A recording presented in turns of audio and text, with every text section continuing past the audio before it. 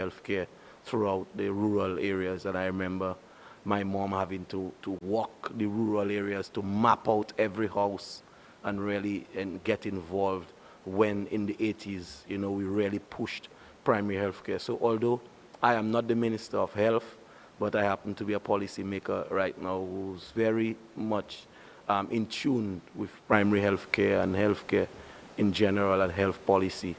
Like the Prime Minister, who also grew up under the tutelage of his aunt who raised him, who herself was a nurse in the out district and really came face to face and in direct connection with the workings of the primary healthcare system in Dominica.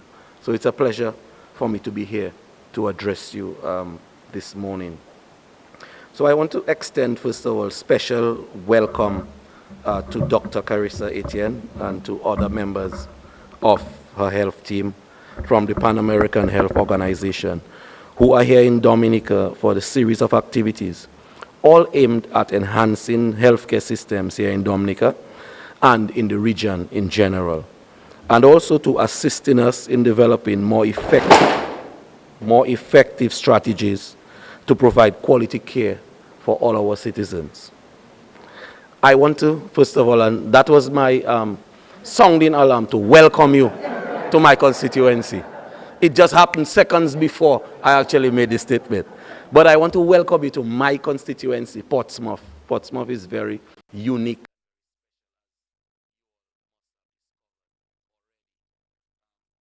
I believe it's the most beautiful part of Dominica. I mean, you have the beaches, you have the Fort Shirley, Cabrits, Portsmouth is so full of heritage and history and culture. And I was just explaining to the guys, the technicians and the photographers here while we sat outside waiting for the opening, that this place really was a dump. We used to use it to dump garbage, and some persons would come here in the mud to look for crabs and stuff, some older people with lamps in the nights and stuff, what we call buzai, which is a locally made flambeau. And a couple of years ago, it was transformed into this beautiful Kempinski Hotel, which we're very proud of, and I'm very happy to welcome you. I found out that this meeting has been in the planning for about 2 years now, that I am sure Dr. Etienne was eager to invite you to, but COVID unfortunately delayed your visit by 2 years. But we are happy that we are nearing the light at the end of the tunnel, turning the corner as far as the pandemic is concerned, and it is now possible for you to be here. So I want to welcome you to the Nature Isle, to Nature's Isle, as we say in Dominica. I don't know if some of you all may still be here on island on Sunday, but we have a national event called the Jazz and Creole up on the fort, which is a very nice event. So if you all are here, you can really experience some of Dominica's best musicians, and really the atmosphere, the natural atmosphere of Dominica is very nice. So I hope that I want to invite you all, if you are still on island on Sunday, to Fort Shirley, which is maybe 5 minutes walk from here, from the Kempinski. So I feel very privileged to participate. And another secret that, before I actually start, I am not actually the parliamentary representative for this location, but all of Dominica feels that this area is part of the town of Portsmouth, but the boundaries actually are about maybe 5 minutes south of us. So myself and the senior minister, who is actually the parliamentary representative, Honorable Reginald Austri, but somehow I always get invited to activities at the Kempinski, because all of Dominica, which is a nice little secret, is of the understanding that I am the parliamentary representative for the entire area. So I feel privileged to be here to participate, in this morning's opening ceremony. Of us. Privileged because it gives me the opportunity. The senior minister, who is actually the parliamentary representative, Honorable Reginald Austri, but somehow I always get invited to activities at the Kempinski, because all of Dominica, which is a nice little secret, is of the understanding that I am the parliamentary representative for the entire area. So I feel privileged to be here to participate, in this morning's opening ceremony.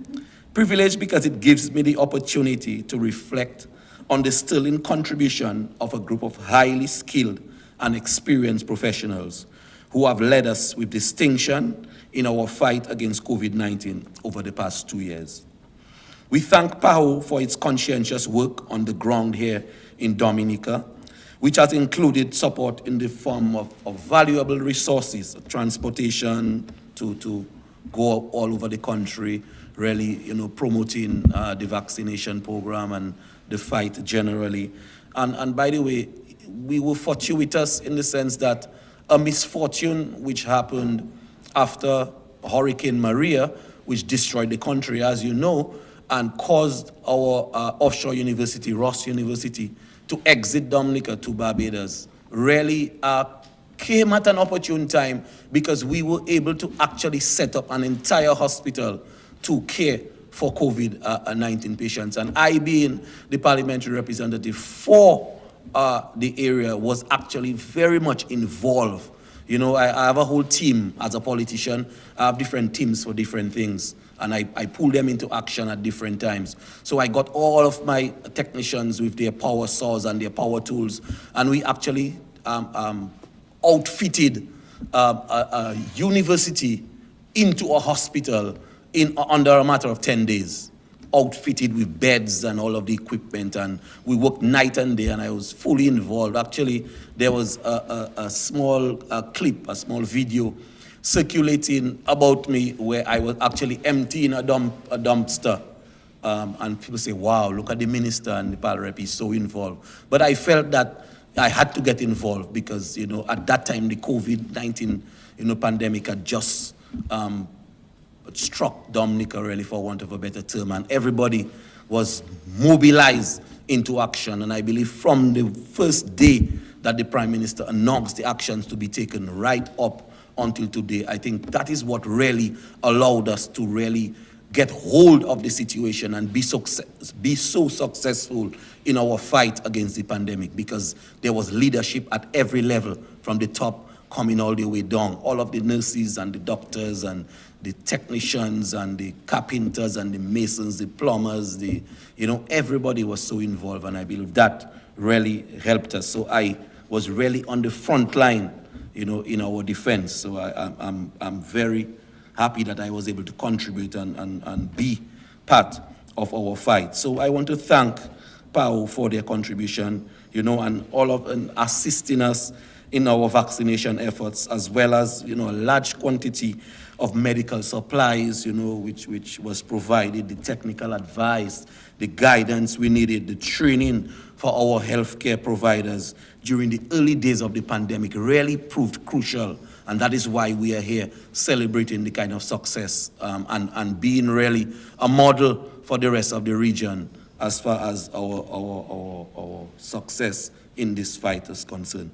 So indeed, we remember clearly that in February of 2020, PAHO conducted training in COVID-19 testing for our lab technicians, preparing them from the onset, even before this thing really took hold and was blown out of control. PAHO was there with us, almost like they knew in advance, what had to be done, preparing our technicians for the outbreak of the virus here in Dominica. And we will also remember that Dominica was one of the first in the region to conduct testing and to receive quantities of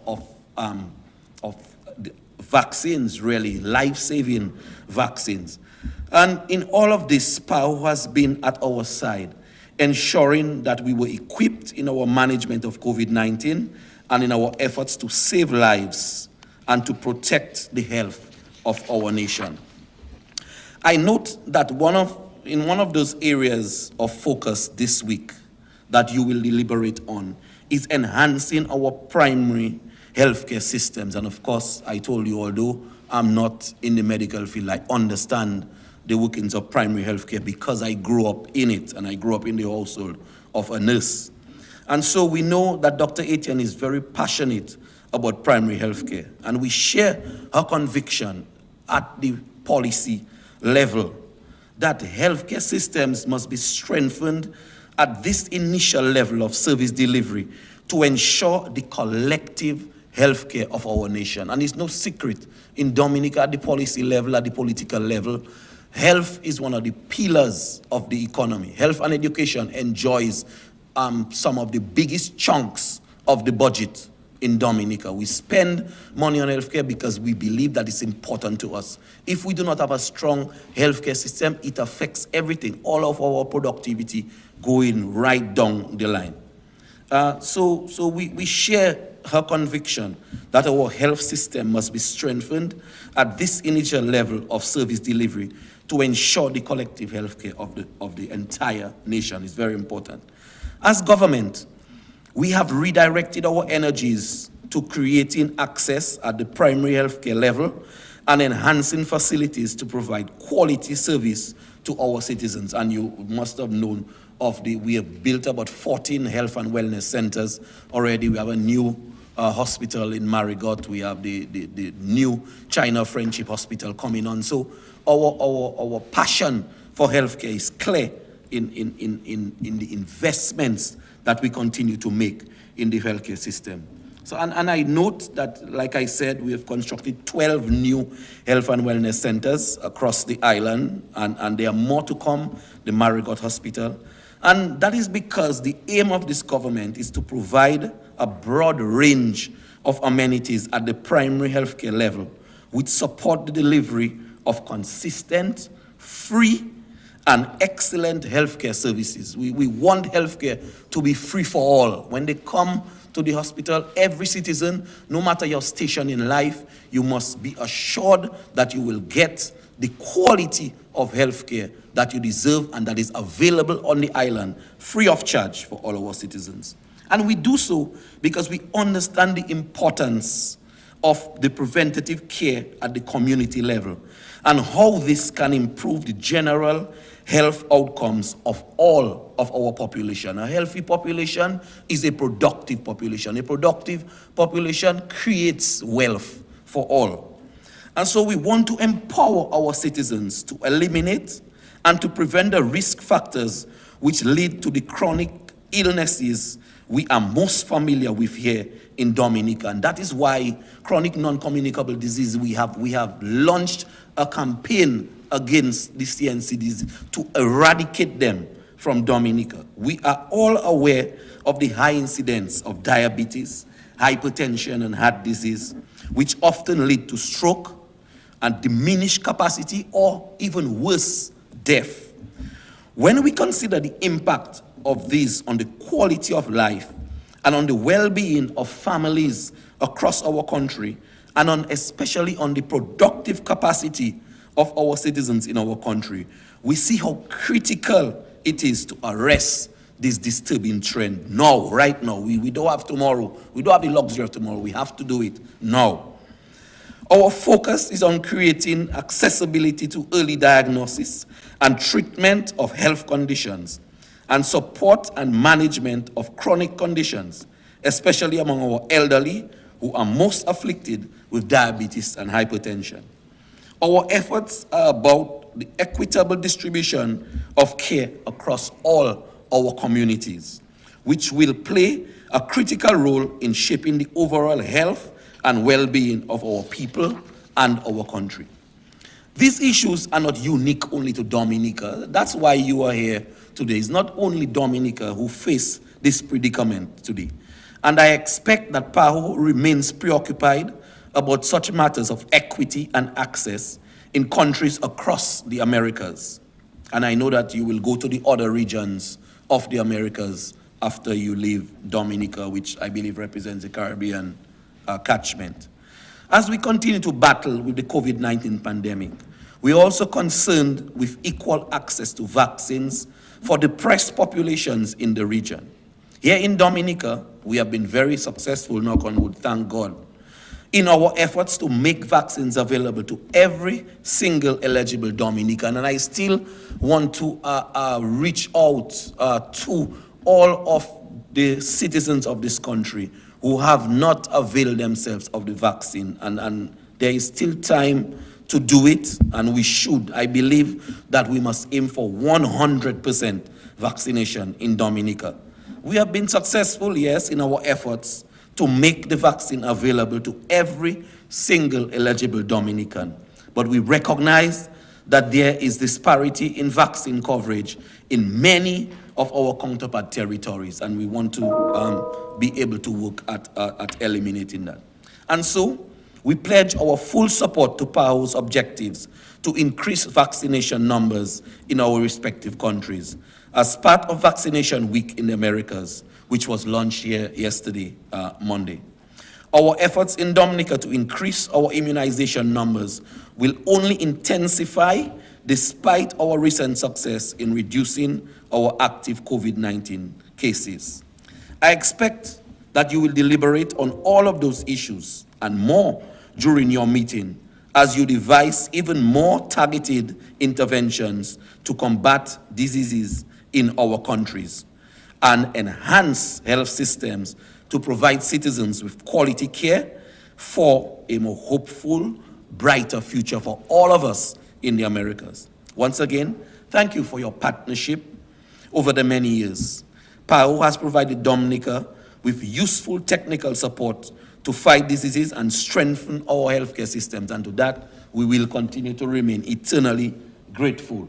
And here comes my comrade, the champion of healthcare system in Dominica, and he has done a very good job.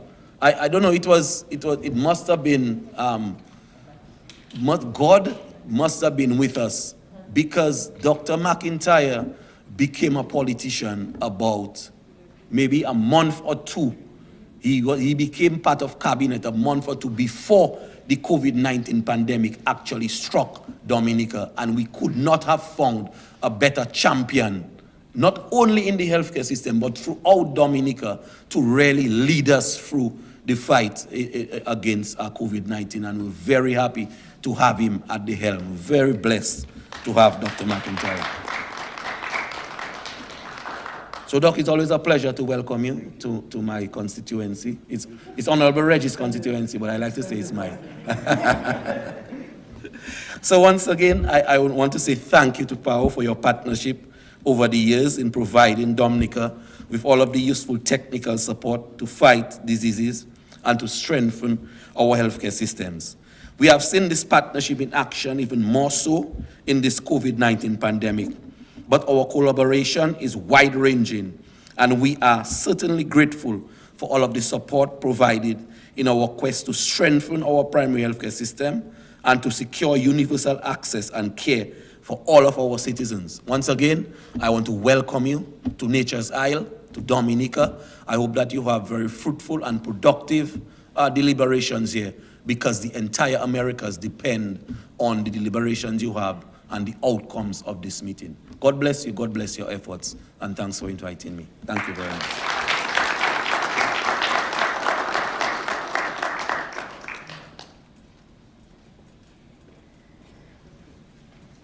As a good Boy Scout, he kept the time as well. So I would like to invite Dr. Etienne to respond to the welcome remarks by the Minister before we move to the next item. Thank you, Godfrey.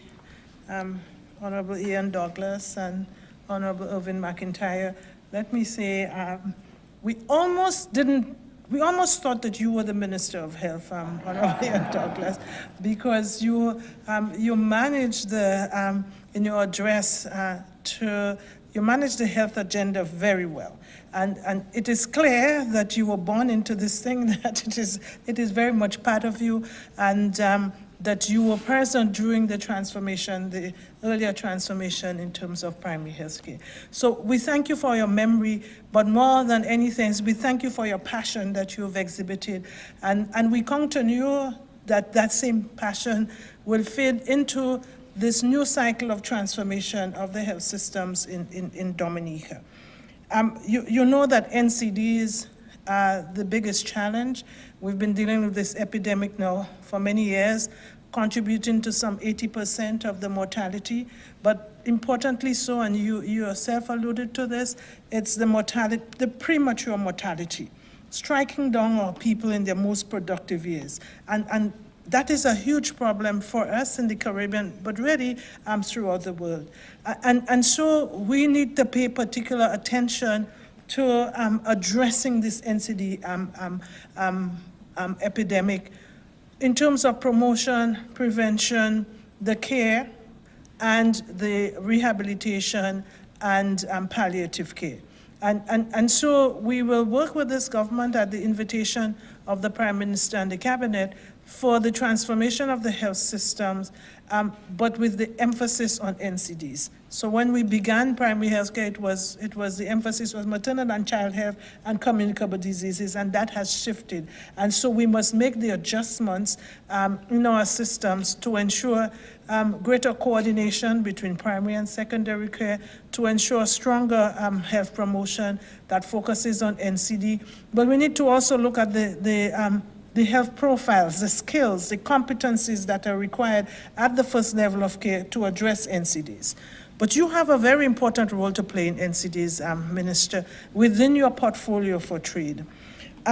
One of them is, how do we create the enabling environments so people can live healthier lives? How do you lead the fight in ensuring, I know that we have taxes on sweetened beverages, we need to increase those. We need to increase those so the healthier choice becomes the easier choice. So they will not spend money to buy some of those, but they will go to our juices. And to put the taxation on sugar as well. So they will not drown the juices with sugar, no? So that's one of the things. However, one of the biggest requests that we need to make of you, sir, is how does CARICOM and the ministers of trade, how do they help us to ensure food labeling in the Caribbean? When somebody goes to a supermarket to pick up something, they need to know, ooh, this is high in fats, this is high in sugar, this is high in salt.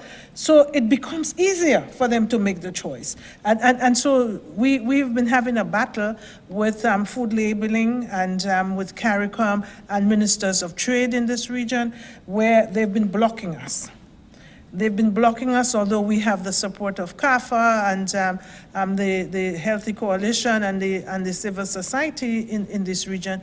They've been blocking us. And I think it's short-sightedness, because unless we go to the food labeling, people will continue to buy food that is not just not healthy, but is causing illness. And the cost of dealing, the economic cost of dealing with those illnesses is much higher than the few taxes that they would pick up from those products. So that's my personal plea to you, Honorable Ian Douglas, that you bring leadership to bear on the front of package food labeling issue in the Caribbean. And Dominica can be that first. PAHO has done, we have studied this, we have done surveys, we have some countries, but we are getting, that have already implemented it outside of the Caribbean, but in the Caribbean we are having great difficulty. And that's where the NCD problem is even worse. So thank you again for this, and we thank you for your leadership that you will bring to this transformation within your constituency, because we are sure that it has to be an all-of-government approach, and it has to be an all-of-society approach if we are going to turn this tide on the problem of NCDs. So thank you again for your great sensitivity to the health agenda here, and the leadership that you can bring in your constituency. And don't worry that this is not yours. Honorable Reginald Austri is also well aligned as far as that is concerned. You should have heard him yesterday. Very committed at the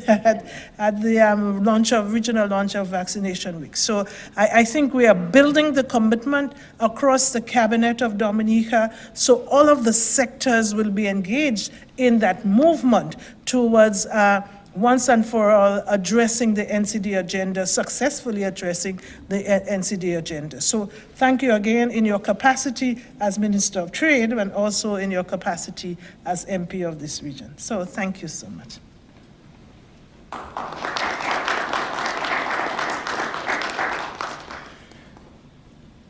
Thank you, Dr. Etienne. And a practical example of health in all policies and health across the government. I would like to now welcome the Minister of Health, the Honorable Dr. Irvin McIntyre. Dr. McIntyre is a medical doctor from a small community of Fontcani in the Roseau Valley. He graduated from St. Mary's Academy in Dominica and later pursued his medical studies at the Indira Gandhi Medical College in Shimla in India. He began to work here in Dominica at Princess Margaret Hospital shortly after his graduation and rose the ranks to senior medical officer at the Accident and Emergency Department at the Princess Margaret Hospital.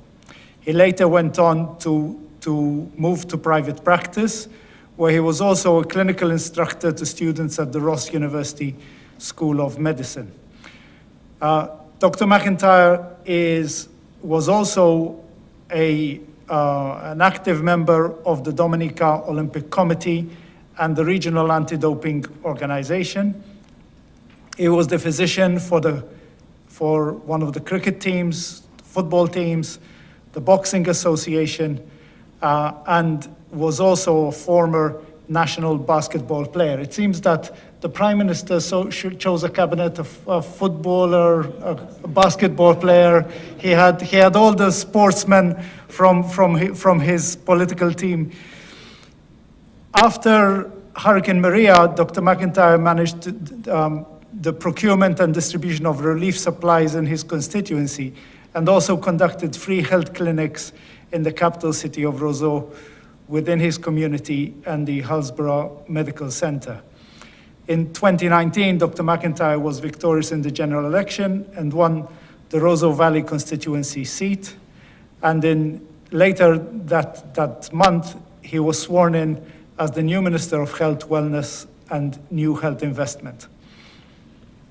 He has shown genuine compassion in addressing the needs of all Dominicans and was selected as the Person of the Year 2020 in the Commonwealth of Dominica by the two main newspapers in the country, a choice which was pleasing to everyone. Dr. McIntyre continues at the forefront of the fight against COVID-19, but as you've already heard, he is also the cabinet lead in the fight against NCDs. And I say the cabinet lead because, as has been just said, it's an all of cabinet fight against NCDs. So please help me welcome Dr. McIntyre, Minister McIntyre, to the podium, while he will give us an overview of the health situation in Dominica. And I would like to ask Minister and Dr. Etienne to maybe move to these two empty chairs on the front row so that they can view the podium. Minister.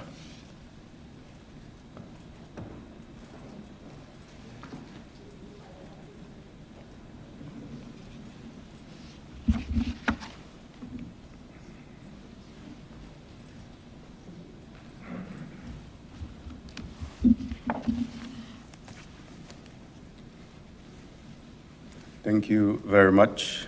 Let me recognize Honorable Ian Douglas, the Minister for Trade, and our Director, Dr. Etienne, our Assistant Director, Dr. Barbosa, and all the heads and directors of PAHO here, the press.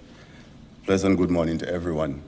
So I will try my very best to see how I can put everything within the time allotted to me. So basically, here you can see a little bit about Dominica. It's really a small island developing state. Our population, as you can see, is 71,990.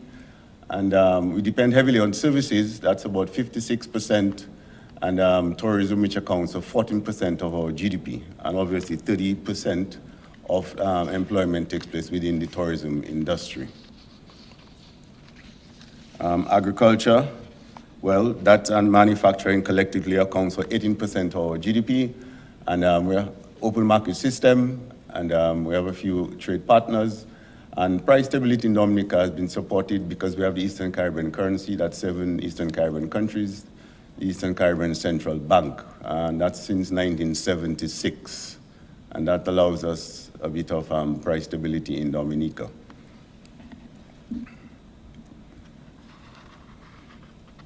Okay, so politically, it's a unicameral legislature. All that means really it's a one chamber legislature as opposed to other countries where you might have a House of Senate, a House of Representatives, but it's a one legislative chamber here, and 21 constituencies. We have elections every 5 years. It does not necessarily mean that it would have, that 5 years would have to elapse. It can be called before that, but generally speaking, it's within 5 years. The Dominica Labour Party holds 18 out of the 21 seats, and we form the majority, so we're the government presently. And our next national election will be held before December 2024. Our last one was in December 6, 2019. So if you count 5 years from then, it will be 2024. But as I said, not necessarily 5 years. It could be held before, as you've seen in other sister Caribbean islands. Our major issues, obviously natural disasters. From since 1950, we've had so many different natural disaster events. And 15 of them, quite a few. We have Dean, we had Maria, we had Erica, and Hurricane David was really the first terrible one in 1979. And, but Erica, which was really a hurricane, it was actually a tropical storm, and that caused severe damage, estimated 96% of our GDP was lost. And then Hurricane Maria, which was in 1917, September, that was our worst disaster, and the damage estimated US $1.3 billion, getting rid of 226% of our GDP. And as a matter of fact, 95% of our housing stock was lost. So that was, most of you would have recognized where we are now compared to 2017. And that took a lot of effort, and that took the initiative of our Prime Minister, and the government had to invest a lot of energy and time and resources in getting the country back to where it was. As a matter of fact, it cost us almost $300 million. That included whether it's clearing up the place, that whether it's the dredging of the rivers. And from since then, that was when the Prime Minister said that Dominica would become the first climate resilient country. And we've been working on that really hard from since then. And you will recognize it all over, even on your way to Roseau. You'll see the street lights, you'll see the solar panels, you'll see the windmills, our slope stabilizations, our dredging of our rivers, whether it's in terms of our geothermal initiatives, and just our building codes and all our resilient structures that we're building since then. So we've really taken up the mantle together with the Prime Minister that we're going to become the first climate resilient country in the world. In terms of our economy, our GDP of US $548.41 million. And before COVID, obviously, our growth rate was 7.5% up till 2019. And the IMF estimated negative GDP growth. Obviously, that's because of COVID. But with recovery taking place in 2021 to 2023, you can see 3.4, 7.9, 5.9 respectively. So we're on the upward trend, which is good news for us. But obviously after Hurricane Maria and with the COVID-19, there was this negative that you could have seen, but we are getting back on track, and that's good news for us. In terms of our population, 29% lives in our rural areas. Extreme poverty just at 3.1%, that was in 2009, and 11.5% vulnerable to extreme poverty. We have a high Human Development Index, which is 94 out of 189 countries. And in terms, we rank 94th of 174 countries, the World Bank Human Capital Index, and 35th highest in 144 United Nations Human Asset Index. On health preparedness, we should do much better. We are 172 out of 195. In terms of our Sustainable Development Goals, well, we have adopted UN SDGs, which came into effect in January 1, 2016.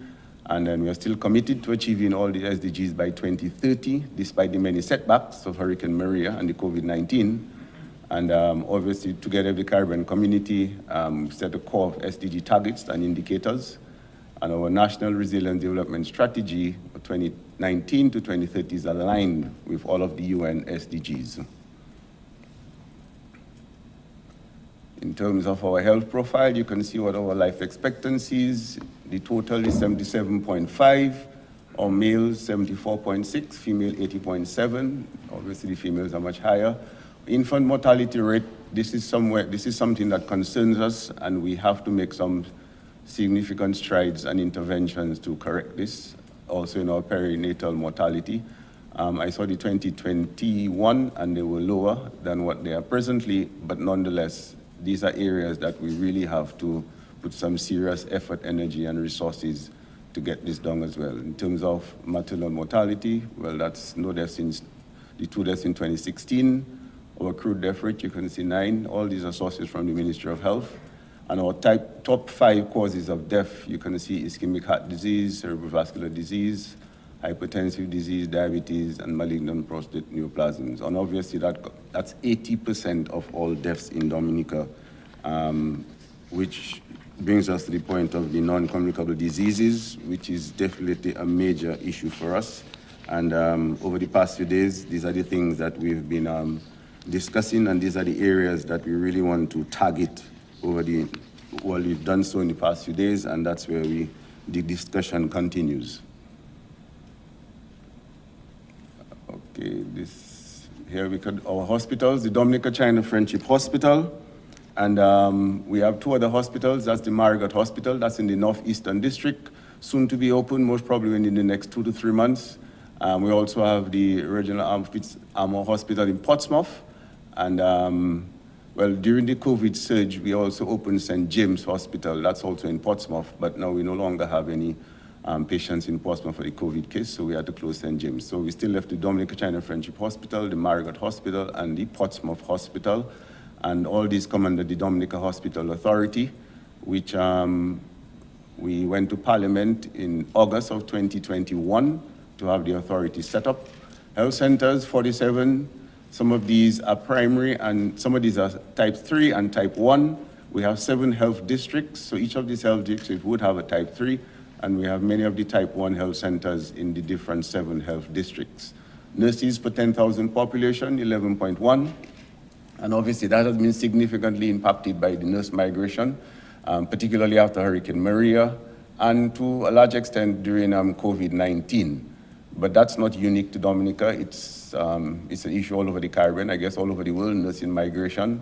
But what we have been doing since then is our All Saints University, which graduates nurses as well, and our Dominica State College, which we have our medical section, the medical faculty, that also graduates nurses as well. So as a matter of fact, last year we had a total graduation of 42 nurses, both from the All Saints University and the Dominica State College, but we want to beef this up and we intend to bring the numbers higher. So for now, we also rely quite a bit on having nurses come from Cuba. Then in terms of physicians, 10 per 10,000, 38.8. Quite a bit of our doctors are trained from in Cuba, to a certain extent China as well. University of the West Indies also, and we also get quite a bit of assistance from the Cuban government in terms of medical personnel to assist us in our healthcare system. Dentists, that's in the public sector, not the private, that's 1.2 per the 10,000. In terms of community health workers, 2 cohorts of community health workers have been trained since 2018, and all that's done with the assistance of PAHO. And I must say they really came to the forefront. They were the foot soldiers in our fight against COVID-19, and they've been doing an excellent job getting out into the community. They are really the first line of contact that the villagers, the citizens, the people in the community have with the healthcare system. So these community health workers have served us pretty well, and we are pleased and we thank PAHO for all the interventions in that regard. 2 cohorts were trained. Total health expenditure, you can see in terms of percentage, that is 3.4 in public, 1.6 in the private, and that's that we have to be adjusted. Yesterday when Dr. Amalia spoke about the amount of the GDP, percentage GDP that's spent on primary health care. And Dr. Ashby said it was 7.9, but that also didn't include all the spendings on infrastructure, because as you know, we built 12 of these health and wellness centers. We have 3 more to go, but that wasn't part of this, the 7.9. So if you were to ask me, I think it would be much more than this, but obviously we get the point that quite a bit has to be invested in primary health care for us to achieve the sort of health services that we want for our citizens of the country. Out-of-pocket expenditure is the 29.1, that's percentage of total health. All these sources are from the PAHO core indicators. In terms of our national planning tools, the National Resilience Development Strategy 2018 to 2030, that's one of the tools. The Climate Resilience and Recovery Plan, CRRP, that's from 2020 to 2030, that's one of the other planning tools. Our National Health Strategic Plan 2016-2019, but now that you're here, obviously you're helping us to get a new plan and the blueprint for a new plan, it's, which we're going to be very grateful for, because that was up till 2019. In terms of our national plans, they are all aligned with the United Nations Sustainable Development Goals, Sustainable Health Agenda for the Americas, and also the Multi-Country Cooperation Strategy for Barbados and Eastern Caribbean countries, and also PAHO Strategic Plan and the PAHO Biennial Work Plan for Dominica. I must say a lot of these meetings that we've been having regarding the BWP for Dominica, they've been very fruitful, and we're grateful for Dr. Gibre and his staff from Barbados, who engage us very frequently at our BWP meetings. And in the mere fact that there was COVID, obviously there were some little limitations in achieving some of the goals that we intended to, but there were some low-lying fruits that we managed to have achieved, and that meant quite a bit for us, and we're very grateful for the Barbados OECS team who helped us in our BWP planning for Dominica.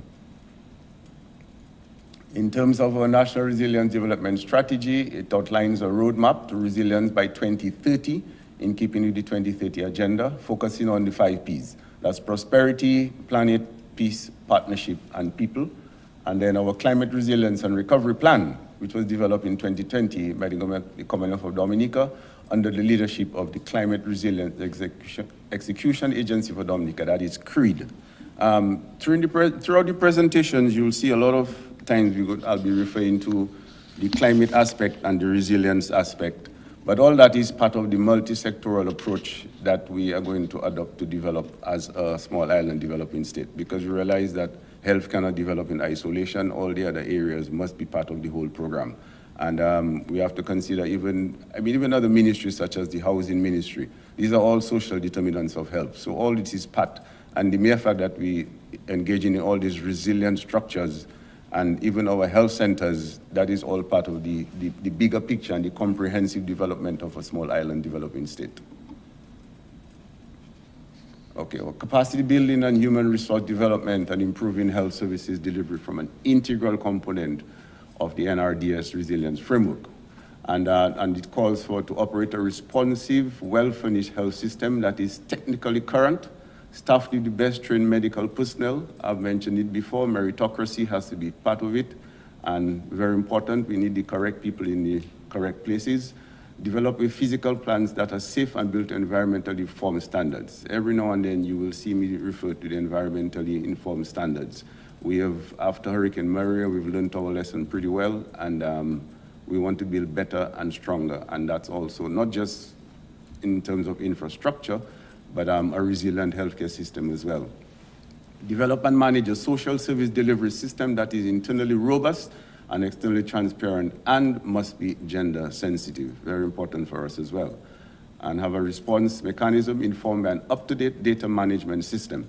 Over the past few days, we've been having lots of meetings with the information experts, and we've recognized that this is one of our limiting factors in terms of how do we integrate our primary and our secondary healthcare system. And it goes beyond just the data and information related to the patient or the individual. It's also the data that we can use to guide our policy decisions as a government. So it's more than just individual data that we want to collect. And in terms, and obviously that's what's going to guide our sound policies and a well-aligned program framework to meet the needs of the individuals, families, and communities in Dominica.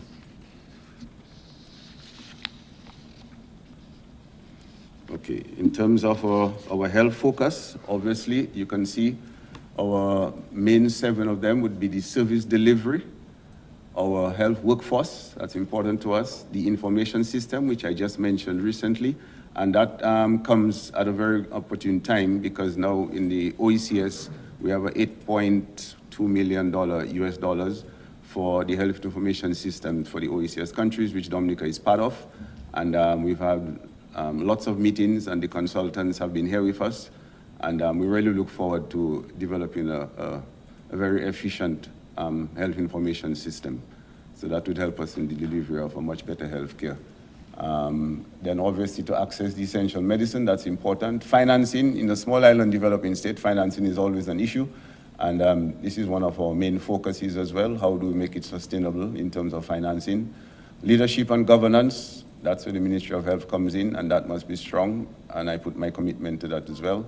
And obviously community participation. We've recognized that even during the COVID pandemic, to a certain extent, the community participation, we had a little issue in getting the community on board, whether it's in terms of vaccination or whether it's just in terms of adherence to the guidelines and the protocols.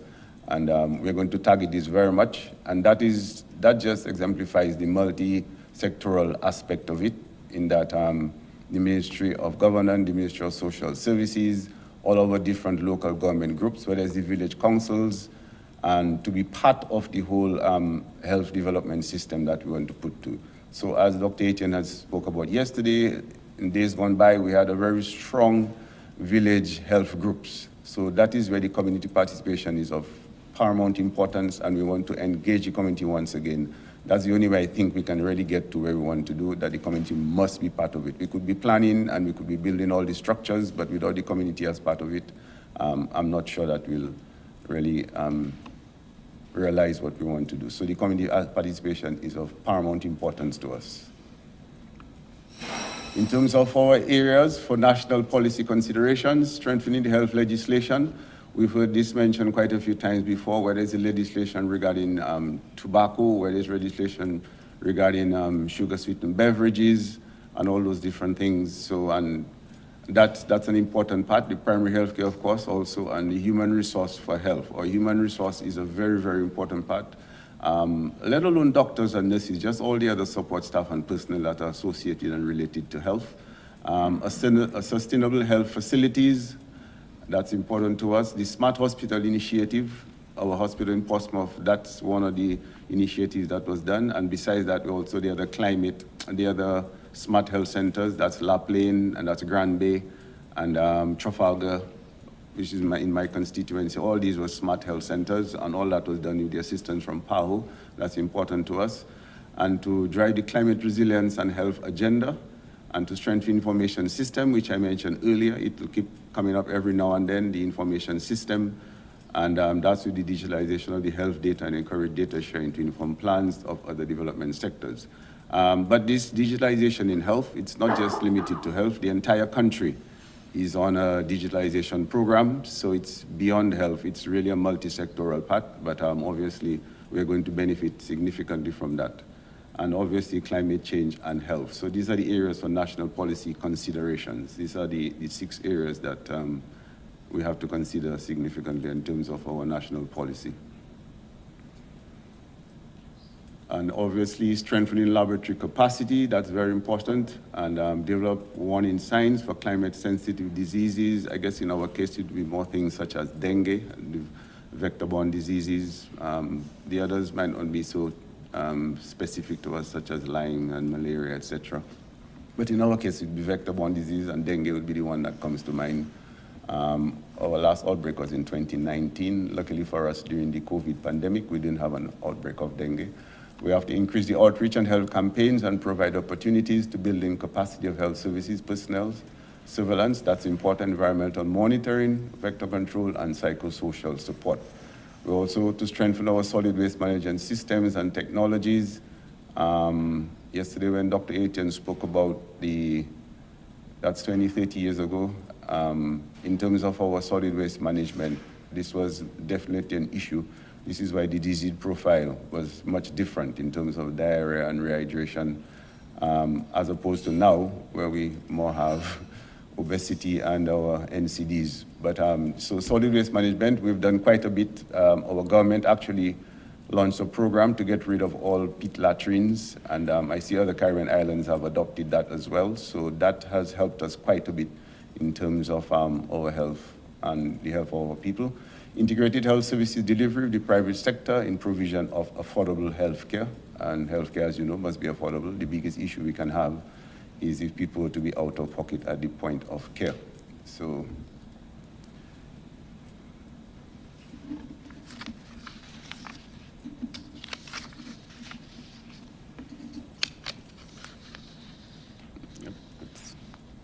all right, situations related to communicable diseases and environmental determinants of health.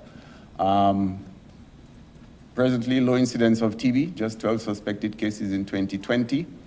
0.6% prevalence of HIV, that means 84% know their status. Dengue outbreak, as I said, was in the last one in 2019. And obviously, resistant pneumonia and E. coli in 2021. In terms of our achievements, we got certified for an eradication of mother-to-child transmission of HIV and syphilis in 2021, and all that we have to thank PAHO. There are a lot of assistance in getting there. The other English-speaking Caribbean islands would be St. Kitts and Nevis, Anguilla, Antigua and Barbuda, and Barbados, and also Montserrat. Obviously, the U.S. Virgin Islands, Cuba, Chile, and quite a few other in the Americas as well. A lab capacity installed for thereby antimicrobial resistance detection. That is important as well, and also lab capacity installed for HIV, viral loads, multi-drug resistant TB detection. With our gene expert, all that came from PAHO as well. And our global fund grant for HIV TB approved, that was from 2022 to 2024. In terms of our challenges here, guidance documents need updating, particularly in communicable disease surveillance manual, last updated in 2010. So we're working on this, as well as the surveillance for dengue, influenza, severely impacted due to COVID-19. We also have to work on this as well. The public health surveillance largely is paper-based, and we've discussed that at length. And with the new digital economy, we will be addressing this largely paper-based public health surveillance system. Yesterday, you heard Dr. Ahmed mention the amount of indicators and the amount of paperwork that it's really a tedious job, and it's not the most efficient. So I think with the digitalization, we will definitely see some benefits there. In terms of epidemiology department, it's understaffed and overburdened. Presently, we also have a consultant from PAHO who is with our epidemiology department, and that makes a big difference to help Dr. Ahmed, our local epidemiologist. We have some serious gaps in care and retention for treatment of people living with HIV, which was amplified during the COVID-19 pandemic as well. Now, but as our laboratory is well equipped with inbuilt redundancy, over the past couple of years, every now and then there will be something breaking down at our national labs. But we built an redundancy, and this haven't happened in the past 2 years. So whenever just one machine may be down, the other is functional, and that I'm really pleased that we've been able to build redundancy. In terms of health information system, support via the USG funds, that is good news for us, and training to use capacity of the molecular lab for surveillance of other diseases, that's also great news for us. In terms of the global outbreak alternate and response, that is advisor to country for 16 weeks to support the EPI. And that is good news for us. The Global Outbreak Alert and Response Network advisor, that would definitely help us quite a bit. In terms of the COVID-19 data utilization, would alleviate the data entry. That helped quite a bit. We had quite a bit of persons. Ministry of Governance did provide quite a bit of persons, and that helped us to digitalize and alleviate the data entry issues. In terms of procurement of lab supplies for HIV, TB, STIs, and that using the USG funds.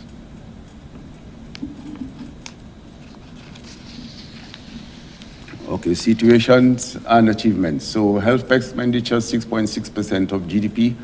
This, I will have a discussion with my boss regarding this as well, because we know this figure has to be adjusted.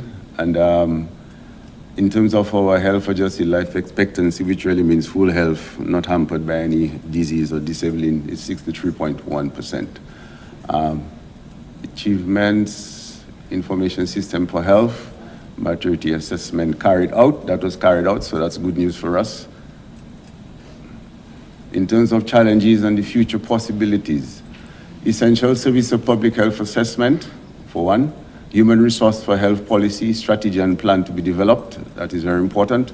Legislation for health protection scheme review, and also the health information system support via USG funds. So every now and then the health information system keeps coming up again.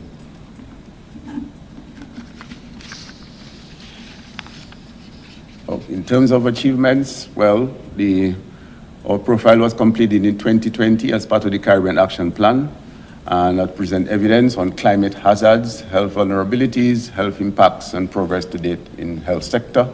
Develop a climate resilient health system. Every now and then, climate resilient health system will be coming up because, as I said, we're going to build better and stronger, and it's going to be a holistic approach, a multi-sectoral approach. Every ministry in the government system, as Dr. Etienne mentioned earlier, whether it's the Ministry of Trade, whether it's the Ministry of Housing, and all the other social determinants, we have come to recognize that it has to be a multi-sectoral approach for it to be sustainable. And that is why every now and then the climate aspect will be mentioned, the digitalization will be mentioned, the housing will be mentioned, etc. Highest priority climate-sensitive health risks identified by Dominica would include 1, water security and safety, 2, food security and safety, vector-borne diseases, as I mentioned earlier, non-communicable diseases. Definitely that's a big one. Maybe it should have been higher up. Mental, psychosocial health, and health impacts of extreme weather events. In terms of climate change and health, the next steps, that's to develop and implement a health and climate change strategy plan. 2, strengthen the integrated risk surveillance and early warning systems. Address barriers to accessing international climate change finance to support health adaptation. That's a very important one for a small island developing state. As you know, financing is important for the sustainability. And the concept note for submission to the Green Climate Fund being developed jointly by the Ministries of Health, Agriculture, Education, and it's supported by PAHO, FAO, and UNICEF. Integrated climate adaptation and resilience in Dominica. So as you can see, the ministries again coming together, whether it's health, whether it's agriculture, whether it's education, and that just shows you I keep stressing the multi-sectoral aspect of development of a small island developing state. We build a climate resilient healthcare facilities that I mentioned earlier. I told you about the smarting of La Plaine Health Center, Grand Bay Health Center, Trafalgar Health Center, Massac Health Center, also the smarting of the Portsmouth Hospital. And it's more than just smarting in terms of the physical structure and the climate resilience. It also includes in terms of the sensor taps that we use in all of these sensors, in all of these facilities, such that we can conserve on water.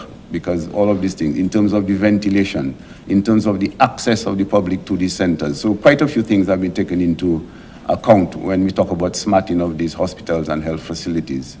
In terms of the health workforce development and to develop capacities in communities, educational institutions, and technical support agencies in areas such as surveillance, environmental and impact assessment, psychological support, post-disasters, etc. The Ministry of Education is well on board with quite a few of these things. We've had extensive discussions with the Ministry of Education as a matter of our school food nutrition program.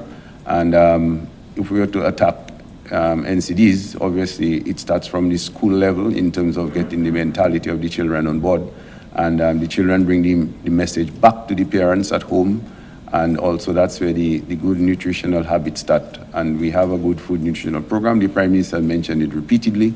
And that's when Minister of Agriculture comes in terms of eating what we grow and grow what we eat and the healthy foods. So it's a combined and comprehensive approach.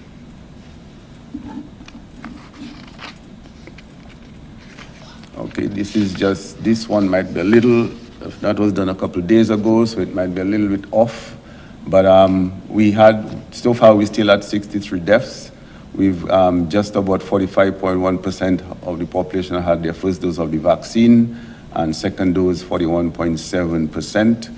Over this week, we have a very extensive program, and we intend to see how we can get our numbers to to get up to a more acceptable form, because we were actually the first to have vaccines in the English-speaking Caribbean. That was through the intervention of our Honorable Prime Minister and Prime Minister Modi of India. We got the AstraZeneca, and in typical Caribbean camaraderie, we also shared with quite a few of our sister islands, but 42%, we definitely want to be higher than this. And this week, well, not just for Dominica, the entire region and the Americas, I think we all want to be higher than where we are presently. Okay, COVID-19, our achievements, well, the country's capacity is strengthened throughout the 10 pillars of the Strategic Preparedness and Response Plan. We got a lot of assistance from PAHO for this, whether it's in terms of our command and control center and management, in terms of our surveillance and diagnosis, in terms of our vaccine delivery, and also in terms of our health system and emergency response. As a matter of fact, we had to set up the COVID care complex, because at one time we had 500 inpatients of COVID, close to 500 actually. So we had to set up a brand new hospital in Portsmouth. That took us about a week. And we had to transfer almost 120 of our staff. So it was a complete new staff structure. We had to renovate about 6 or 7 buildings. So all that came under our health system and emergency response. In terms of community disease control, PAHO helped us quite a bit here. And in terms of infection control, you might have seen quite a few of our war stations all over the country. And in terms of clinical guidelines, we got quite a bit of assistance from PAHO in all of these ones as well. The main objective, obviously, was to save lives, protect health workers, and suppress the spread of the virus. Capacity is strengthened for surveillance contact tracing through the provision of IT equipment. We got lots of equipment. We had a complete command center at the Dominica China Friendship Hospital that was financed by PAHO, and that helped us quite a bit in our COVID-19 response.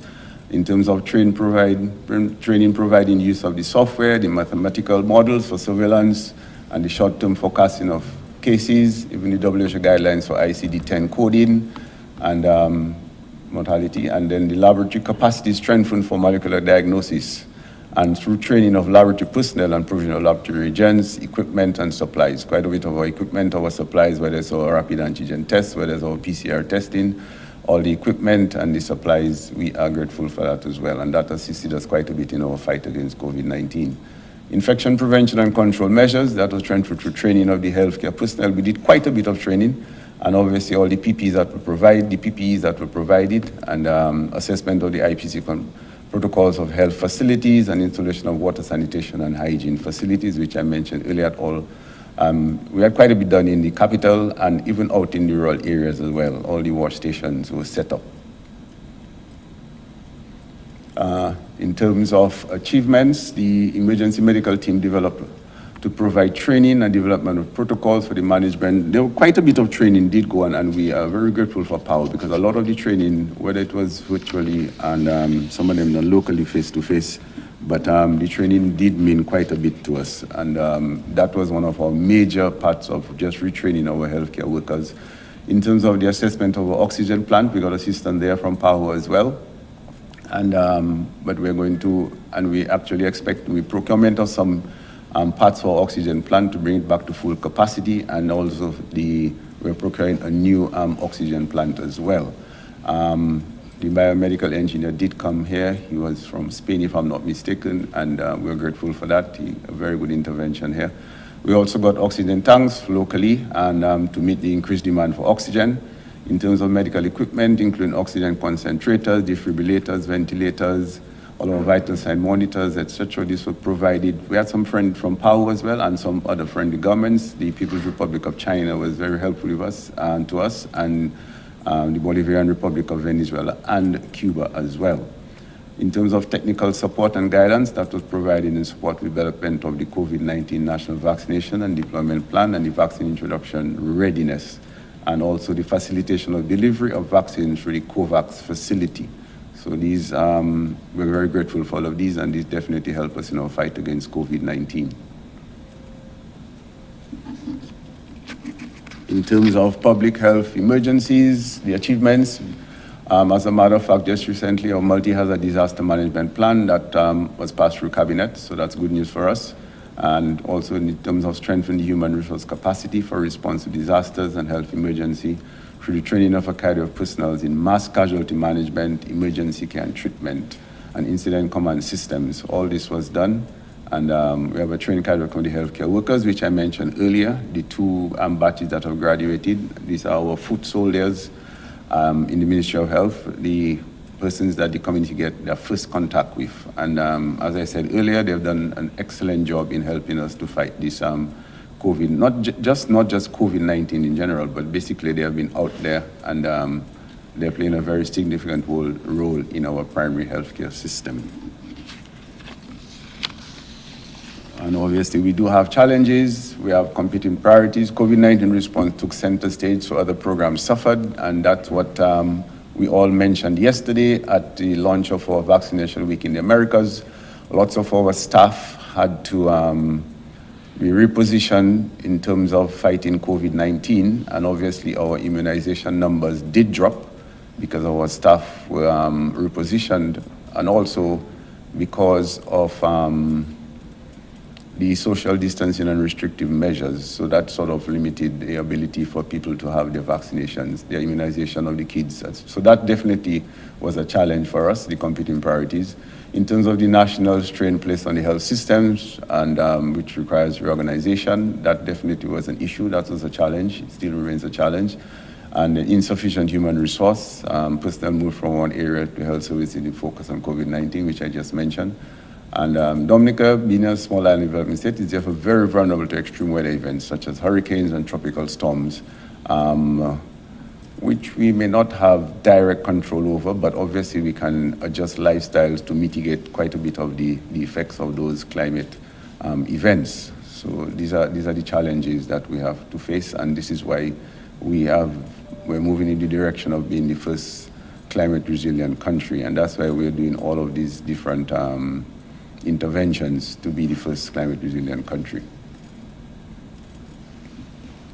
Now yesterday we had a very good symposium on primary healthcare and non-communicable diseases, and this is, as the Prime Minister keeps saying, this might be one of the most single threats to our socioeconomic development as a small island developing state, let alone the amount we spend on the management of these cases, but it's also the indirect effect of loss of productive days due to illness. And the sad part about this is, if we were to use hypertension, for instance, where some of the four maybe major complications, which would be heart attack, stroke, renal failure, heart failure, interestingly enough, two of these, which is renal failure and heart failure, are preventable. Because in any case, age in itself is a predisposing factor for a stroke or heart attack. But renal failure and heart failure, these are those that we can deal with. But sadly enough, we lose quite a bit of working days and productive days due to people being ill from these complications of these non-communicable diseases. But anyway, 56.4% of men, and you can see 67.5%, although Dr. Esprey had some different figures yesterday, but nonetheless, it is still alarming. And you can see the prevalence of diabetes in men and women. This is definitely an issue for us. And you can see hypertension at 32.1%. Here is our mortality rate, 520.3 per 100,000 population. 14 years, before 14 years, you can see those who first use drugs before 14 years. This is definitely concerning to us. And the percentage who actually attempt suicide one or more times during the past 12 months, 15.3%. So these are, for NCDs, this is definitely an issue. In terms of achievements, you have the development of a school nutrition policy and school standards, thus providing an enabling environment to promote healthy diets and good nutrition in children. We are definitely working very hard in the Ministry of Education to make sure that this is carried out, and carried out in a proper manner, a very effective manner, because we know if we can target the school children, then we get into a level of sustainability. That's the only way it can be sustained. We have to get into the minds of the school children who bring the message back home.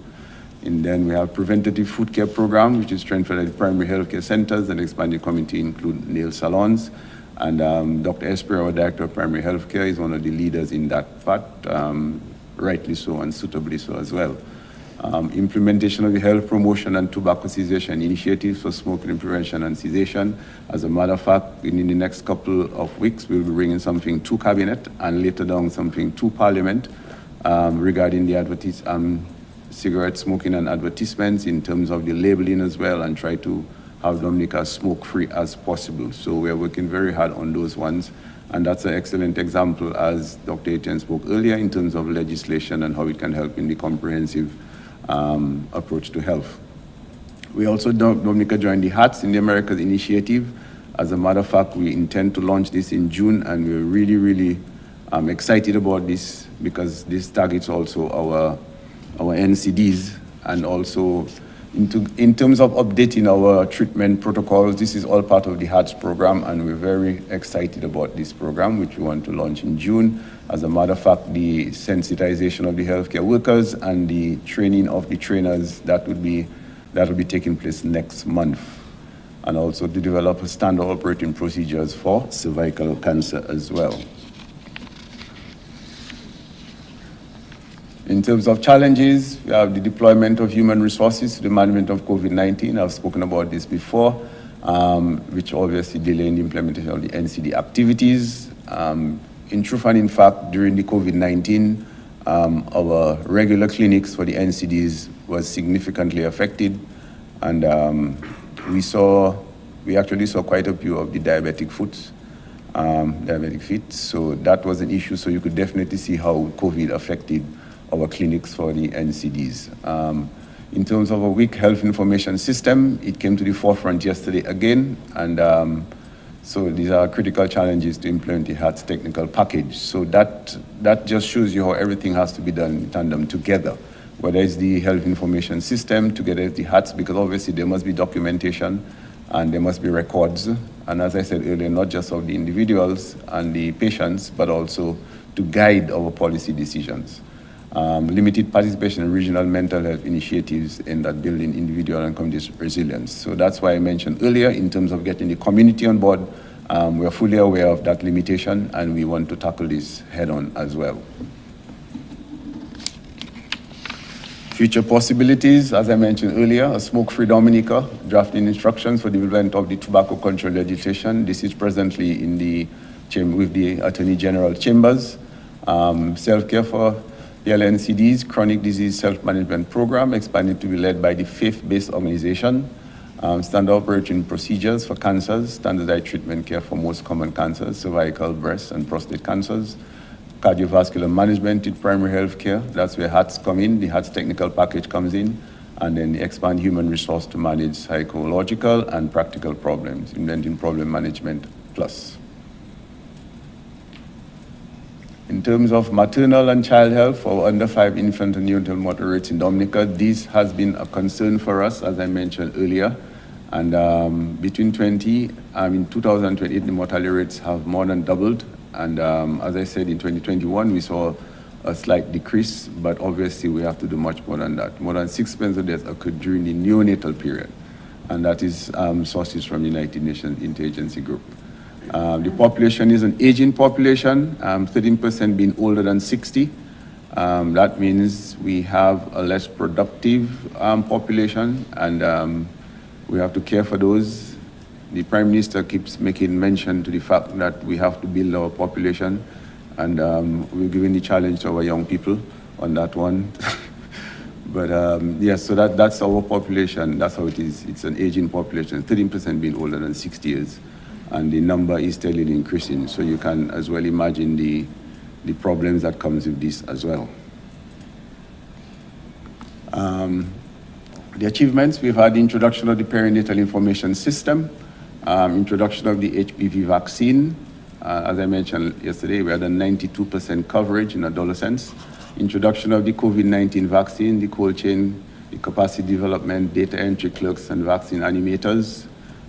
These animators did a pretty good job, I must confess, in getting out into the community, into the homes, and interviewing the people and having a real one-on-one, face-to-face discussion with people regarding the vaccines.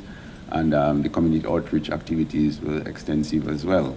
And elimination of the mother-to-child transmission of HIV and syphilis, which we achieved last year. And that meant quite a bit to us as well.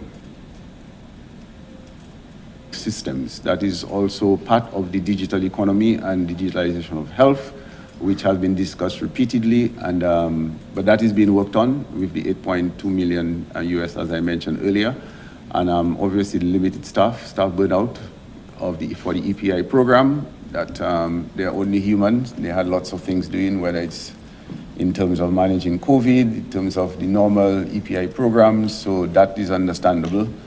Our next steps, that would be strengthening the ASAVI surveillance and implementing the 10 steps of successful breastfeeding, the Cervical Baby-Friendly Hospital Initiative, and the rollout of the EIR, attending the membership to the age-friendly cities, decade of healthy aging, and conducting a perinatal review.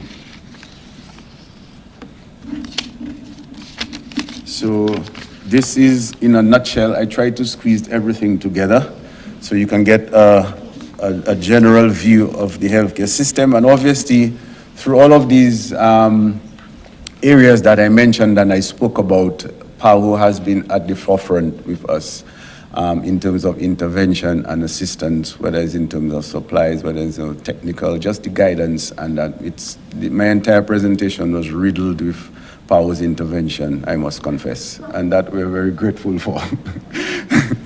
So thank you very much. That's in a nutshell the healthcare system here, and the opportunities for PAHO still remain, lots of opportunities to assist us there, and we look forward really working together to see if we can provide the healthcare system that would be best for Dominica, and we want to use Dominica as an example for the rest of the Caribbean, and we're very optimistic, and we're positive, obviously, in terms of the commitment and the leadership. You have my commitment, you have my leadership. And the government on a whole, really, everybody in the ministries, all the different ministries, are really excited about this new thing. So it seems like health might just be the ministry that's going to just drag the rest of the government together. And I think where else to start but with health? So I think we're in a good stage and a good footage. Yeah.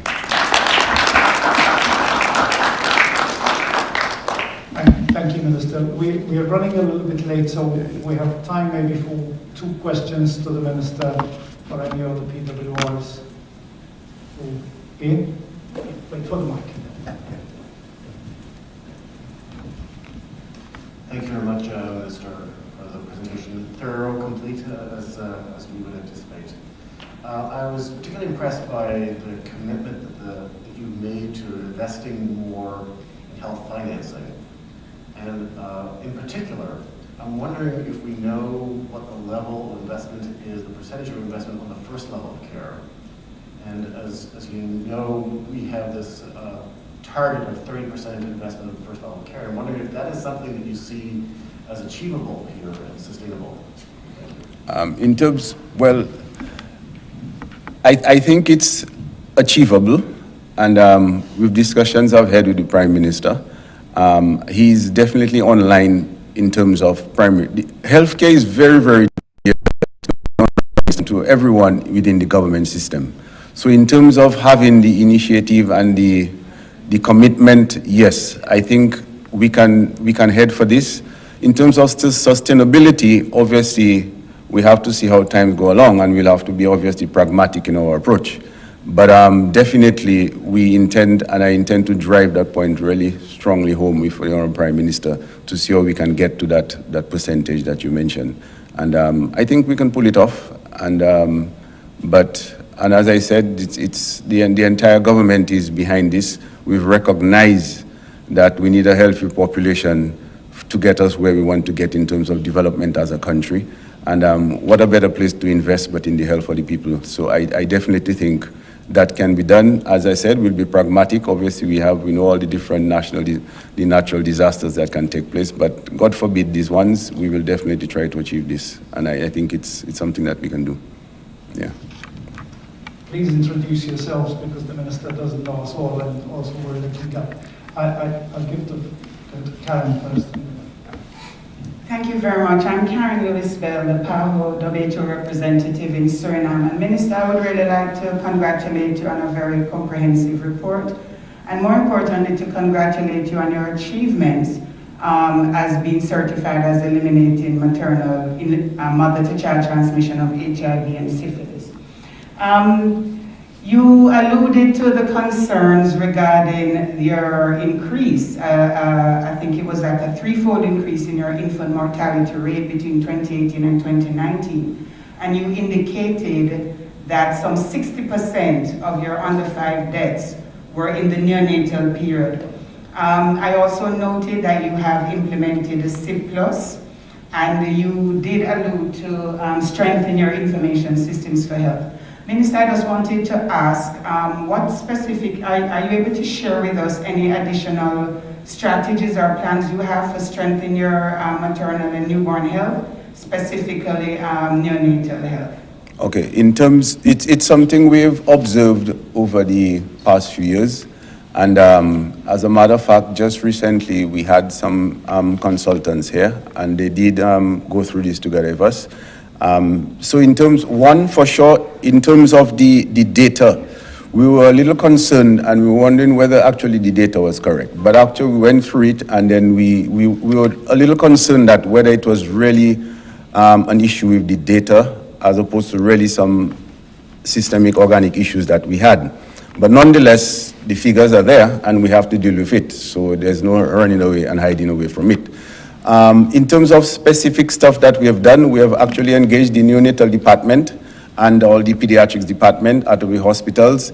There's a very big conference coming up very soon to deal with all the specifics related to this.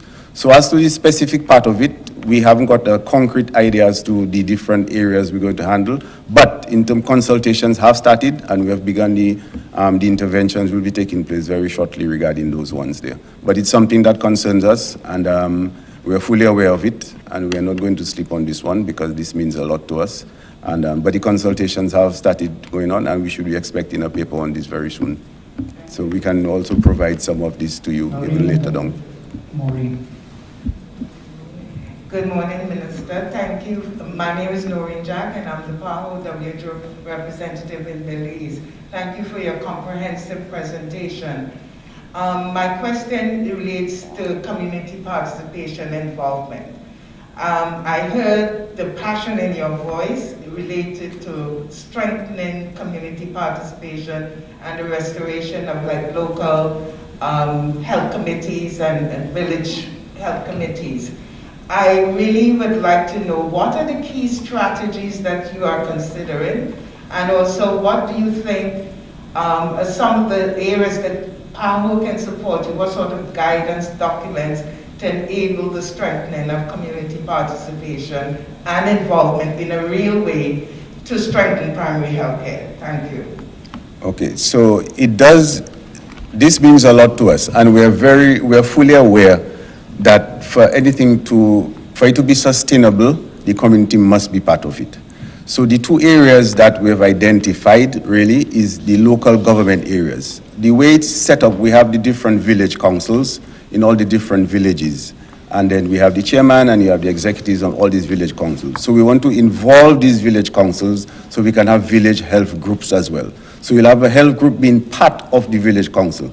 So the village council is not just responsible for different little infrastructural activities going on within the village, and not only just for the sporting activities, but also to have village health groups as part of the village council. And so that's part of the local government. Apart from that, also the church groups. So we have all the different church groups, and there must be different health groups within these church groups. So it's within the village councils, within the church groups, and within all the other NGOs. We want to bring all of them together and to not just have them just in name, but they have to be functional in that regard. So they have regular meetings and outreach programs, and they get involved. And even also the different sporting groups must be part of it as well. So it's all the sporting groups, it's all the village council groups, it's all the church groups, and we're going to engage all of them. We had it in the past. It's nothing new to us, but we just have to re-energize the whole community aspect of it. And I think if we can do that, we're in a better position. So we have plans for all of these groups to get together. Thank you very much, Minister. Maureen Birmingham, the representative in Haiti. Again, I echo my colleagues in appreciating very much your presentation, not only very comprehensive, but very transparent in what your achievements are, but also what the challenges are here. So thank you for that. We have a lot to learn from Dominica. I had actually two questions if I'm allowed, but the first question is about your human resources for health. I was very impressed by the struggles you're having basically with the migration issue and really of your human resources for health, and particularly that you have 3 times more nurses than doctors. I'm just wondering what we can learn from the Dominica experience in terms of, have you found measures to stem this migration? You mentioned you're trying to increase the production of nurses and you're also recruiting some Cuban nurses, but what can we learn from you in terms of perhaps measures you have found that could help stem this? I think all the countries were working and struggling with this issue, so it would be great to hear from you. And the second thing, very quickly, is to what extent is the private sector an actor here, and how does that work in terms of other private-public partnerships, or are they subject to regulation, or if you could just make a comment about that. Thank you very much, Minister. Right, so as I said initially, obviously the issue of nursing migration is not just unique to Dominica, it's a worldwide issue, and nurses migrate from one country to the other, whether it's for, some of it may be for greener pastures, it may be financial reasons, some of it is just maybe from a academic, intellectual point of view, people want to develop further their own personal stuff, and there are other different reasons, personal reasons why people migrate. But what we've done is, in terms of, obviously we have to increase our graduating nurses. So that we've done in terms of our Faculty of Health at the Dominica State College. So what helps there, it's absolutely free tuition. No one pays at the Dominica State College. And that we've seen quite a bit, that has helped us in terms of attracting more of the younger people into the Faculty of Health, in terms of graduating more nurses. All Saints University, which is also it's a private university, but they also graduate quite a bit of nurses, and most of them, they have been staying here. The thing about it is, you have to also look at the sort of people that get into nursing.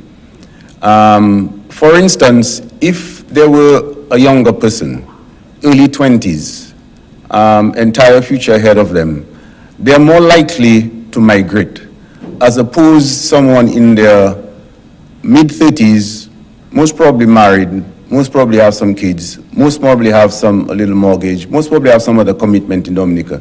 These people are more likely to stay home. And we have been targeting these people so that when they do get into this health profession, they would rather stay home because there are certain commitments and certain ties to Dominica, as opposed to a 21 or 22 or 23-year-old who might be, as soon as they get the BSc, they most likely might migrate. So targeting the exact people, that is exactly why most of the community health workers that were trained under PAHO, they were basically in their 30s there, and they were basically sort of stable here at home, and they were from the villages, so they're more inclined to stay, as opposed to younger people might just get the graduation and just fly out. So in terms of, we increased the number in terms of the Dominica State College and having the tuition free and all the subsidies and the assistance by the government into the health faculty, as well as the selection of the people that we do for nurses. But obviously that wasn't enough, so we still got nurses from Cuba, and just to augment the nursing part. As regards to the private sector, we have little issues here, and that is where the digital aspect of it is going to help us in terms of connecting the private sector and the health aspect of it with the government system. So we have to work here. We have little shortcomings here, I will admit, but it's something that we've recognized, and it's something that we're going to deal with as well. But yes, we have the little shortcomings. Even in terms of the reporting in COVID-19, some of it that took place in the private system. That is why we're very careful in terms of where the testing was done and in terms of the reporting of the testing, because that way our numbers and our figures would have been off if the private sector wasn't in sync with what we're doing within the public sector. So we've recognized those areas, and I think it's just a matter of just getting together and pulling everything together, whether it's the primary healthcare, whether it's the secondary healthcare, whether it's the private sector. But that's why we're here. That's why we're happy that you're here. So that's why we can make it better and stronger, our healthcare system.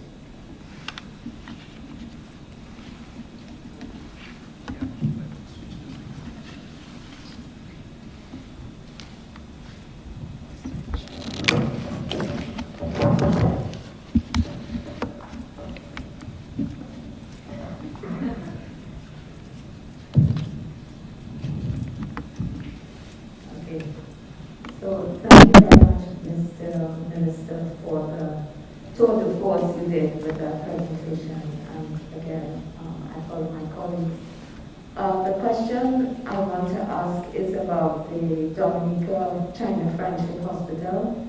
When I was at the sub-regional office, I visited Dominica a few times, and I know that the hospital and the governance was under discussion. So I was interested to hear you say that there is now a legal structure where there's a board and if you can share with us the reason for that change in governance of the new hospital, what kind of challenges or issues you expect them to address as a board, because it's now a legal structure, and for the future, what are the kinds of challenges you expect that the board will have to deal with? Thank you very much. Okay, in terms, well, you see, in all fairness, sometimes when we have health services, you have the Ministry of Health, but sometimes the Ministry of Health might have certain limitations, whether in terms of the skill set and whether in terms of the energy and the... This is the microphone you have to use. Okay. Right, so, and we wanted to develop a healthcare system that would benefit everyone. And we've had little issues in terms of hospital and secondary and tertiary care. So we thought the best way to do this is to have a hospital authority. That would allow us a better governance, better management. It would be more transparent, and in terms it would also afford some accountability. Because, you know, sometimes when everything is done through the government system, in terms of accountability, there might be little lapses and little gaps here.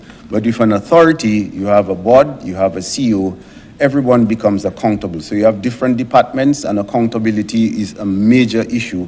So if we can address accountability, everyone knows who they're reporting to, and it is a systematic approach to just getting a better system, which will be much more transparent as well. So that is basically one of the main reasons why we had to get this, our authority. And with, it goes much further than that in terms of accreditation, in terms of just how the services, because what we want is when patients come to the hospital, we want them to have the best possible experience, but also the best possible outcome for their condition as well. And with increased accountability and transparency, I think these are the ways to get to that area here. So, and it's just been, actually, well, we started off last year. It was passed in the Parliament last year.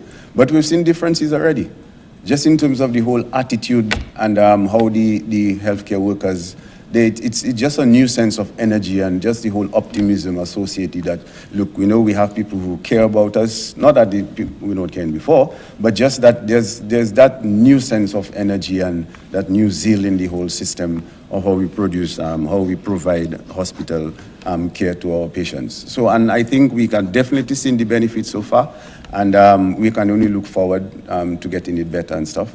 So even this week, with all the different consultations taking place with the PAHO experts and with our hospital authority, everybody's excited about the possibilities to provide a much better healthcare system. And I think that's just the way to go. Not only in Dominica, I think in quite a few of the Caribbean islands, they've gone the authority way, having a board to handle the hospital.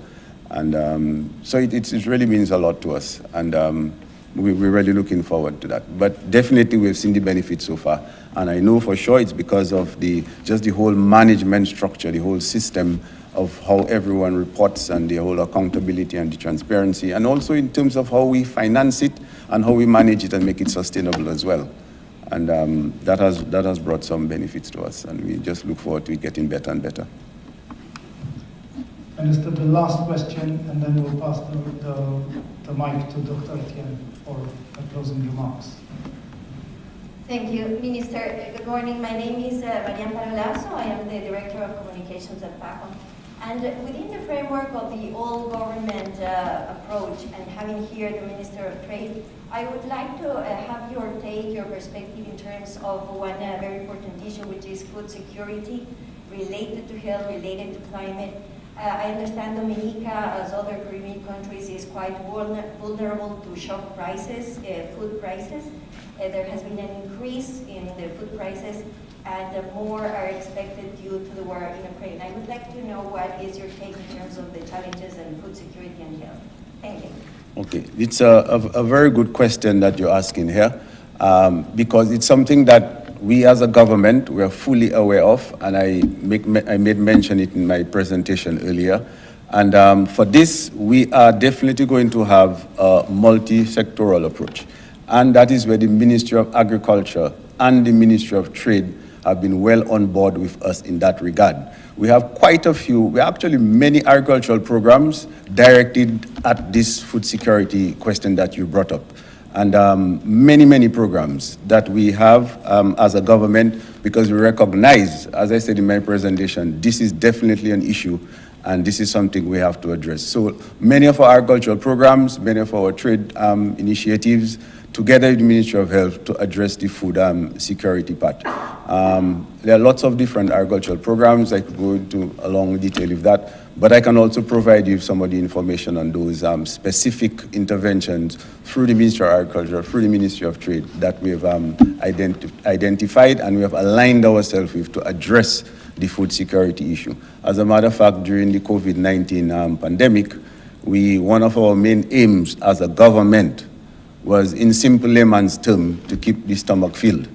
And that we did pretty well. We had lots of initiatives, even on a local government level, just to make sure that the food distribution and the food chain wasn't interrupted.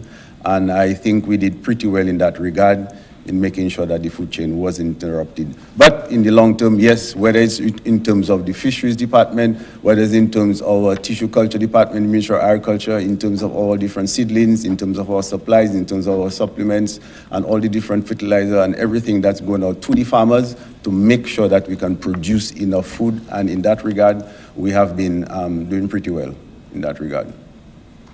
Minister, with your indulgence, Dr. Barbosa would like to ask.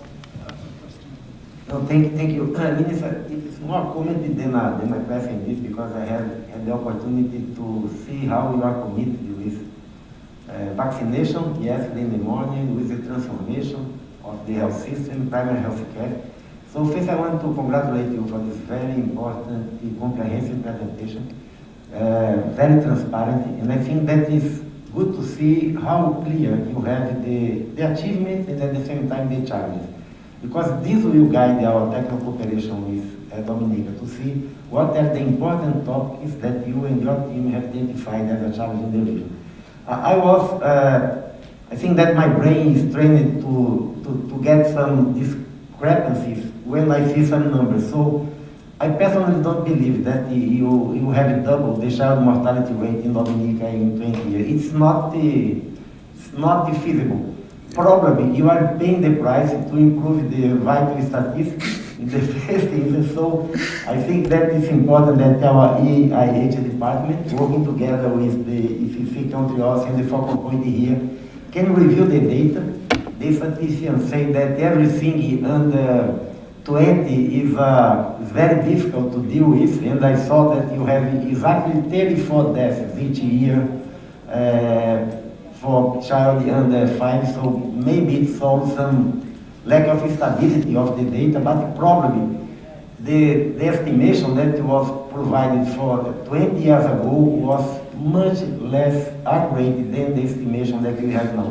So I think that's important to solve the mystery, because it will improve the vital statistics, and at the same time it will also guide the action that you need to implement to reduce the neonatal mortality. That in countries that reduce the child mortality, the most important portion remains as the neonatal mortality, and they are more challenging. And they will, but primary health care can provide a very important role to provide a better antenatal care, and also the hospitals, and this is a very, very important topic indeed. So I think that we need to work with your team on that to present, I think that a more clear diagnosis about what's really happening with the child mortality in Dominica. And again, congratulations. I think that you have a very clear roadmap, what are the priorities, and that all technical departments in PAHO that can work with the country office and how we can work together to put this make this happen in Dominica. Thank you. As a matter of fact, it did occur to me that the numbers were, I just wasn't convinced. But I wouldn't want to just put it as making excuses. So I was being honest and frank enough. But at the back of my mind, I knew something wasn't adding up. But let's take it from there. Let's just take it right from here. And we'll get the correct numbers with the assistance of EIH. And yeah, definitely we'll get the correct numbers. But I don't want to just look like I'm making excuses. I want to be as transparent, as frank as possible.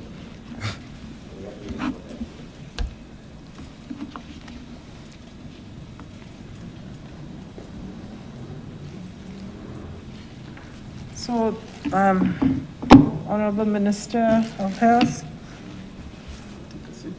Yes, okay. With McIntyre. So let me just say thank you for what was a very insightful, comprehensive presentation that fully outlined where you are in the broadest possible terms in health in Dominica, and frankly laying out clearly the challenges that you confronted. I must say there has been significant development in health over the years. I note the full commitment of the government for investing in health, the full commitment for ensuring that your hospital and first level of care are strengthened, the commitment in getting people at the very center of health and to reignite community participation in a meaningful way. We hear what you are doing in terms of climate resiliency and the way you are not only, but as the government focuses on resilience, climate resiliency, that health is an important part of it. Because very often health is left out of some of those initiatives. And so I also want to congratulate the Cabinet for their engagement and for working across sectors. And if we are going to successfully address NCDs, this is going to be more and more important. And Cabinet, and led by the Prime Minister, if you move forward in a multi-sectoral manner, intersectoral manner, I think that we could engage. I note also your drawing in of the private sector, and that's important, and that's one of PAHO's not so active approaches, but we recognize that you cannot advance health without engaging the private sector as well. And so you've already begun to do this. So we are hopeful as PAHO that we can work with you with the commitment and determination that we found, with the degree of advancement that's already at the country, that we can work with you to advance the health and well-being in Dominica, to enhance quality of care, to provide an environment within which people can live healthier lives. And so we look forward as PAHO. You have the representatives, PAHO representatives of all of the Caribbean countries here. They've listened to you and they know the situation in their own countries. And I am sure that they will be looking forward to what is happening in Dominica so that we all can learn together, because that's one of the objectives. That's one of the objectives that we come together as a sub-region, in a sub-regional managers meeting, to learn from each other and to develop common strategies to address the common issues in each country, with the specificities that are necessary for each country. So let me give you the full commitment of PAHO. You can be sure that PAHO, as it did in the first 120 years, will continue to work very closely with our governments to deliver technical cooperation. We are actively looking at our technical cooperation in the post-COVID era as we transition as well, so that we can be ahead of the curve in terms of determining how we implement some of the lessons that we've learned, how we change some of our strategies and our approaches so that we can always be ahead of the curve, and that our member states can continue to be ahead of the curve as we speak on health issues and as we implement health issues. Because we do know that the future will never be like the past and the immediate past. So we know that we need to change tack, we need to change strategies if we are going to meet the UN Sustainable Development Goals. And as you identified the 5 Ps, we know that because of the 5 Ps, we need to change and to accelerate towards the SDGs. Minister Douglas, thank you again for being with us. I'm sure as you sat here, you were very proud about what your fellow minister and the government as a whole has achieved in health in Dominica. You have been introduced, I think, like never before in terms of the challenges that confront the Ministry of Health. And we hope that we can enlist you as an ally in cabinet to fight for health alongside the Minister of Health. So it has really been an immense pleasure to have both of you here with us today and for having listened to us. And let us thank the media as well, the local press and also PAHO media for being here with us. I think that you've gotten a really very good expose of what is current in your Ministry of Health and in your health sector of Dominica. So thank you for transmitting that information to all of the peoples of Dominica. And I say thank you to the Prime Minister and his government, but also thank you to the people of Dominica for all that they've contributed to this, to making health better in Dominica. And we look forward to their full engagement as we move one step further, closer to health and well-being for all, closer to health services that can deliver to the best of their ability. And PAHO will be with you as you go along this journey. So thank you, everybody. Thank you very much.